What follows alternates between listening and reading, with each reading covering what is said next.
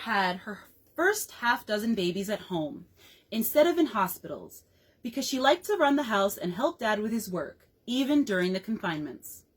She'd supervise the household right up until each baby started coming.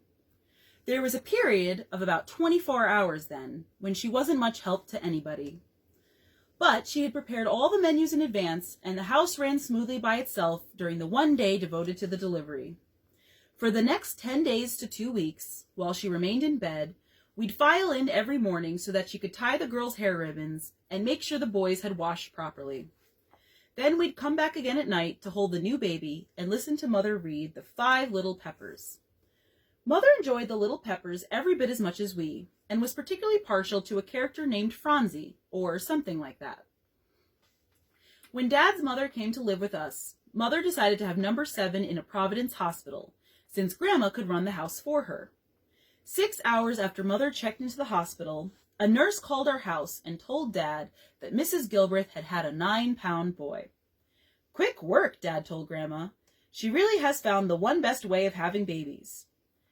Grandma asked whether it was a boy or a girl, and Dad replied, "A boy, naturally, for goodness sakes. What did you expect?"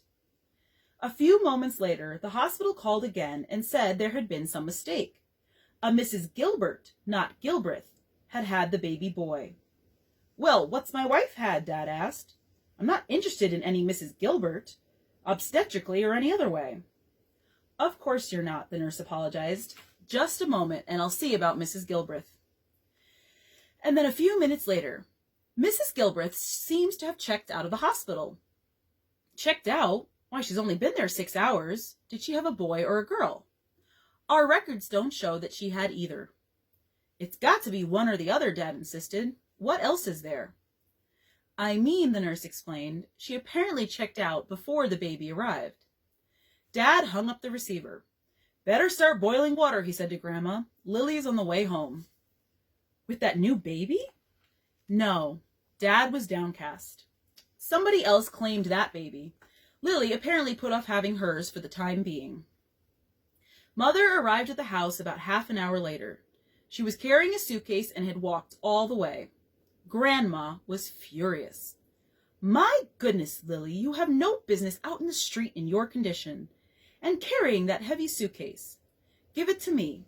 Now get upstairs to bed where you belong. A girl your age should know better.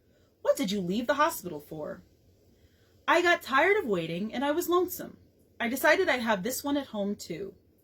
Besides, that nurse, she was a fiend. She hid my pencils and notebook and wouldn't even let me read. I never spent a more miserable day." Lil was born the next day in Dad and Mother's room, where pencils and notebooks and proofs were within easy reach of Mother's bed. "I had already told everybody it was going to be a boy," Dad said, a little resentfully. "But I know it's not your fault, and I think a girl's just fine. I was getting a little sick of boys anyway. Well, this one will be named for you." The older children, meanwhile, were becoming curious about where babies came from. The only conclusion we had reached was that Mother always was sick in bed when the babies arrived. About 4 months after Lil was born, when Mother went to bed early one night with a cold, we were sure a new brother or sister would be on hand in the morning. As soon as we got up, we descended on Dad and Mother's room. "Where's the baby? Where's the baby?" we shouted. "What's all the commotion?" Dad wanted to know. "What's gotten into you?" "She's right over there in her crib." He pointed to 4-month-old Lil. "But we want to see the latest model," we said. "Come on, Daddy, you can't fool us. Is it a boy or a girl? What are we going to name this one? Come on, Daddy, where have you hidden him?" We began looking under the bed and in a half-open bureau drawer. "What in the world are you talking about?" Mother said. "There isn't any new baby. Stop pulling all your father's clothes out of that drawer. For goodness sakes, whatever gave you the idea there was a new baby?" "Well, you were sick, weren't you?" Anne asked. "I had a cold, yes." "And every time you're sick, there's always a baby." "Why, babies don't come just because you're sick," Mother said. "I thought you knew that." "Then when do they come?" Ern asked. "They always came before when you were sick. You tell us, Daddy." We had seldom seen Dad look so uncomfortable. "I've got business in town, kids," he said. "In a hurry. Your mother will tell you. I'm late now." He turned to Mother. "I'd be glad to explain it to them if I had the time," he said. "You go ahead and tell them, Lily. It's time they knew. I'm sorry I'm rushed. You understand, don't you?" "I certainly do," said Mother. Dad hurried down the front stairs and out the front door. He didn't even stop by the dining room for a cup of coffee. "I'm glad you children asked that question," Mother began. But she didn't look glad at all. "Come and sit here on the bed. It's time we had a talk. In the first place, about the stork. He doesn't really bring babies at all, like some children think." "We knew that." "You did?" Mother seemed surprised. "Well, that's fine. What else do you know?" "That you have to be married to have babies, and it takes lots of hot water, and sometimes the doctor does things to you that make you holler." "But not very loud?" Mother asked anxiously. "Never very loud or very often. Am I right?" "No, never very loud or very often." "Good. Now first let's talk about flowers and bees and—" When she was through, we knew a good deal about botany and something about apiology, but nothing about how babies came. Mother just couldn't bring herself to explain it. "I don't know what's the matter with Mother," Anne said afterwards. "It's the first time she's ever kept from answering a question. And Daddy went rushing out of the room like he knew where something was buried." Later we asked Tom Greaves about it, but the only reply we elicited from him was to "Stop that nasty kind of talk, you evil-minded things, you, or I'll tell your father on you." Dad assumed Mother had told us. Mother assumed she had made her point in the flowers and bees. And we still wondered where babies came from. Fred was born in Buttonwoods, Rhode Island, where we spent a summer. A hurricane knocked out communications, and we couldn't get a doctor.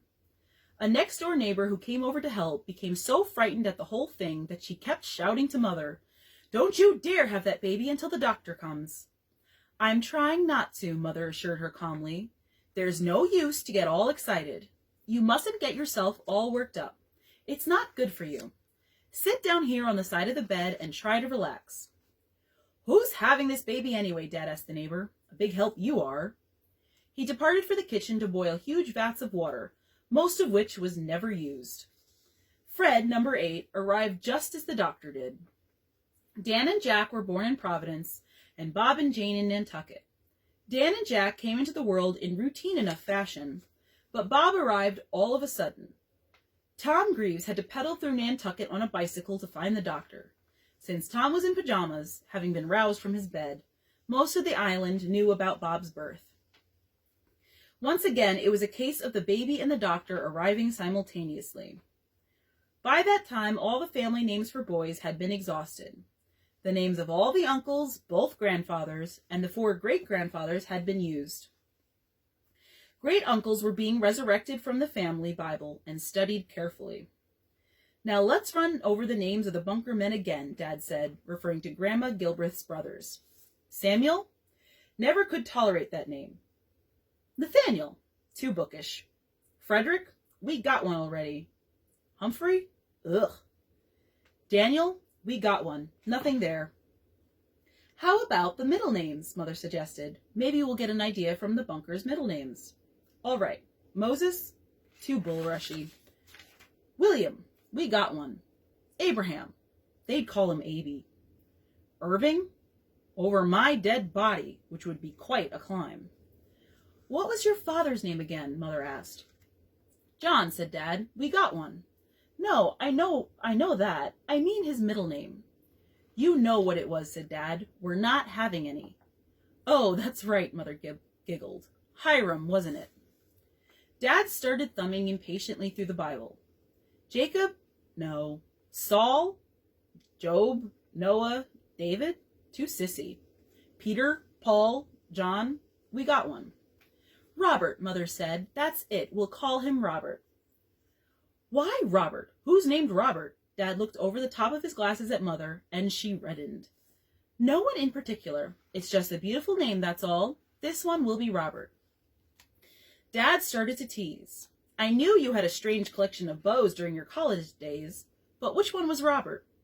I don't believe I remember your mentioning him. Was he the one whose picture you had with the blazer and mandolin? Or was he the one your sisters told me about who stuttered? Stop it, Frank, said Mother. You know that's ridiculous. We took our cue from Dad. Oh, Mother, Robert is such a beautiful name. Why didn't you name me Robert? May I carry your books home from college, Lily dear? Why, Robert, you do say the nicest things, and so clever, too. Dad, who knew that Mother's favorite poet was Browning, and suspected where the Robert came from, nevertheless bunched the fingers of his right hand, kissed their tips, and threw his hand into the air. Ah, Robert, he intoned, if I could but taste the nectar of thy lips. When you're all quite through, Mother said coldly, I suggest we have a vote on the name I have proposed. And when it comes to discussing old flames, it might be borne in mind that that is a game two can play. I recall, we wouldn't think of blighting any schoolgirl romance, would we, kids? Dad put in hastily. What do you say we make it Robert unanimously? We voted and it was unanimous. Bob, number 11, made the count 6 boys and 5 girls. There was considerable partisanship among the family as to the desired sex of the next baby. The boys wanted to remain in the majority. The girls wanted to tie the count at 6 all. Dad, of course, wanted another boy. Mother wanted to please Dad, but at the same time thought it would be nice to have a girl for her last child. Number 12 was due in June 1922, and that meant we would be in Nantucket. Mother had vowed she wasn't going to have another baby in our summer house because the facilities were so primitive. For a time, she debated whether to remain behind at Montclair and have the baby at home there, or whether to go to Nantucket with us and have the baby in hospital. Finally, with some foreboding because of her previous experience in Providence, she chose the latter alternative. Jane, number 12, was born in the Nantucket Cottage Hospital. Mother's 10 days in the hospital were pure misery for Dad. He fidgeted and sulked and said he couldn't get any work done without her. Dad's business trips to Europe sometimes kept him away from home for months, but then he was on the go and in a different environment. Now, at home with the family where he was accustomed to have Mother at his side, he felt frustrated and seized every opportunity to go down to the hospital and visit. His excuse to us, when we complained we were being neglected, was that he had to get acquainted with his new daughter. I won't be gone long, he'd say, and you're in charge while I'm away. He'd jump into the car and we wouldn't see him again for hours. He had never taken such care with his dress. His hair was smoothed to perfection, his canvas shoes a chaste white, and he looked sporty in his linen knickers, his belted coat with a boutonniere of Queen Anne's lace, and his ribbed knee-length hose. Gee, Daddy, you look like a groom, we told him. Bride or stable? A bridegroom. You don't have to tell me I'm a handsome dude, he grinned. I've got a mirror, you know. Well, I've got to make a good impression on that new daughter of mine. What did we name her? Jane. At the hospital, he'd sit next to Mother's bed and discuss the work he'd planned for the autumn. Now, I want you to stay here until you feel good and strong. Get a good rest. It's the first rest you've had since the children started coming. And then, in the same breath, I'll certainly be glad when you're back home. I can't seem to get any work accomplished when you're not there. Mother thought the hospital was marvelous. I would have to wait until my dozenth baby was born to find out how much better it is to have them in a hospital. The nurses here wait on me hand and foot. You don't know what a comfort it is to have your baby in the hospital. No, said Dad, I don't. And I hope to heaven I never find out. What Mother liked best about the hospital, although she didn't tell Dad, was the knowledge that if she made any noise during the delivery, it didn't matter. When Dad finally drove Mother and Jane home, he lined all of us up by ages on the front porch. Jane, in her bassinet, was at the foot of the line. Not a bad-looking crowd, if I do say so myself, he boasted, strutting down the line like an officer inspecting his men. Well, Lily, there you have them, and it's all over. Have you stopped to think that by this time next year we won't need a bassinet anymore? And by this time 2 years from now, there won't be a diaper in the house, or baby bottles, or playpens, or nipples. When I think of the equipment we've amassed during the years, have you thought what it's going to be like not to have a baby in our room? For the first time in 17 years, you'll be able to go to bed without setting the alarm clock for a 2 o'clock feeding. I've been thinking about that, said Mother. It's certainly going to be a luxury, isn't it? Dad put his arm around her waist, and tears came to her eyes. Later that summer, when company came to call, Dad would whistle assembly and then introduce us. This one is Anne, he'd say, and she'd step forward and shake hands. And Ernestine, Martha.